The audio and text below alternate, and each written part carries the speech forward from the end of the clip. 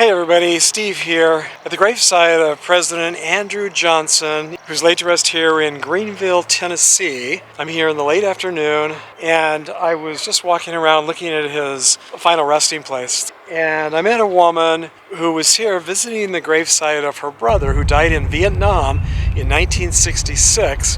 He was 22 years old. He had just been there for 6 months. And I just thought it was so nice that she was still visiting his gravesite after all these years. This road here comes up the hill, and then you just wind around, come up to this circular drive here. The very top of the hill is the gravesite of President Andrew Johnson.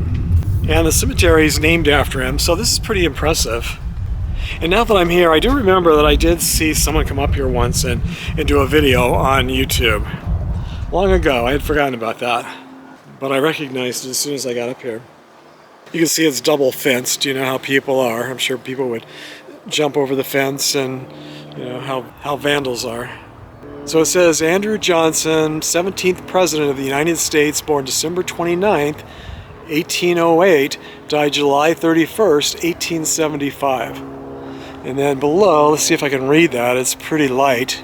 His faith in the people never wavered.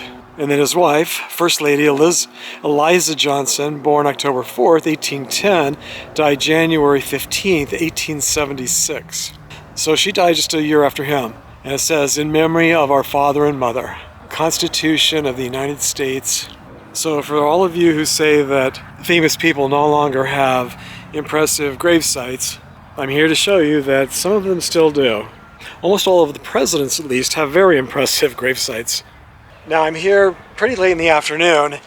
I know I think the visitor center closes at 4, his National Monument Visitor Center, I think that's what it's called. I believe, according to the online website, I believe the cemetery doesn't close till 5, and so I don't want to get locked into another cemetery today, although this one's very small. I think this is the only road here, so I can't believe that they wouldn't check to make sure that I was here before closing up like they did yesterday. So this is the town of Greenville, and I just drove through the downtown, which is really quaint. I'm going to go take a look around. I think there's also a statue of him here downtown, so I'm going to go see if I can find that and take a little bit more of a look downtown. I still need to find a hotel for the night as well. There aren't very many hotels here, so I may have to do that first, and maybe I'll come back in the morning to find the statue and take a look at downtown. We'll see. This is kind of nice. It says that, so we're here, Andrew Johnson National Cemetery, and then this was Main Street. Go all the way down the Main Street. His homestead was here on McKee, which is just a couple blocks away, I guess. And the visitor center and his early home is over here. Maybe, I guess, the visitor center was his early home. So let me read this to you. A few more people have come, so it's nice to see that he is getting visitors here. I wasn't sure how well visited this gravesite was. Welcome to the Andrew Johnson National Historic Site. This site commemorates the life and work of the 17th President of the United States, Andrew Johnson. Born in poverty, Johnson rose from Greenville tailor to the nation's highest office. His political philosophy was based upon a strict interpretation of the Constitution, a belief in states' rights, an unshakable commitment to serve the working man, and a conservative attitude toward government spending. Johnson's presidency, including the impeachment and acquittal, occurred during the chaotic aftermath of the Civil War. 4 separate locations make up the Andrew Johnson National Historic Site. These include the early home, the visitor center, the Andrew Johnson Homestead, and the Andrew Johnson National Cemetery.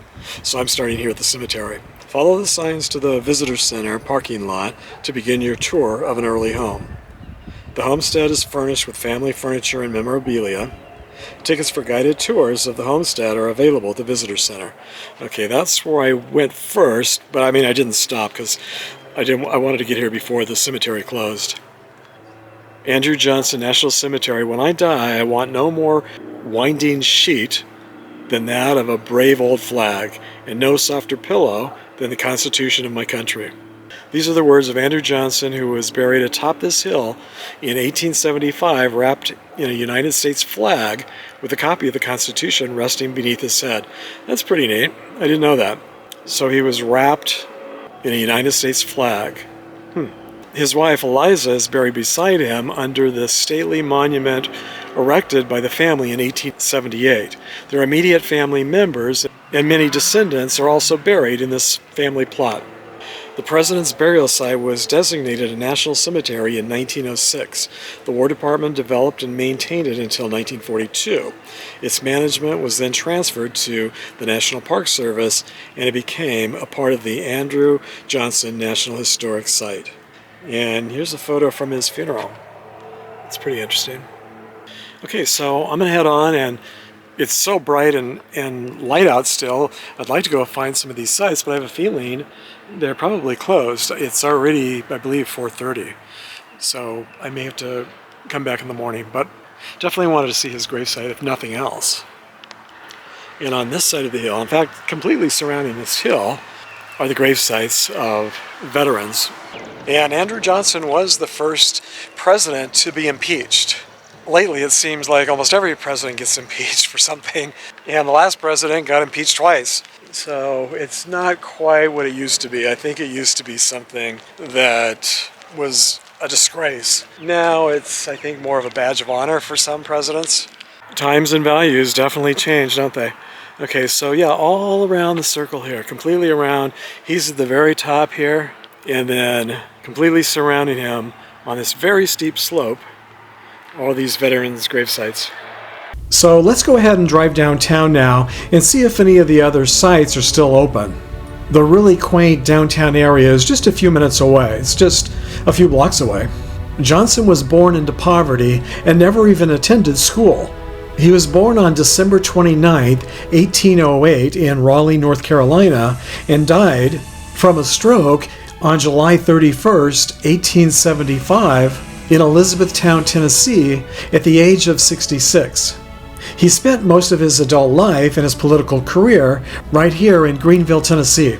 During President Abraham Lincoln's first term in office, his vice president was Hannibal Hamlin. But when he ran for a second term, he decided to choose Andrew Johnson, who was from the South, to be his vice presidential running mate. Just 42 days into his second term as president, Lincoln was assassinated, and Vice President Andrew Johnson became the 17th President of the United States. Unfortunately, he opposed the 14th Amendment, which gave citizenship to former slaves. For this reason, and many others, presidential historians have consistently ranked him as one of the worst presidents in American history.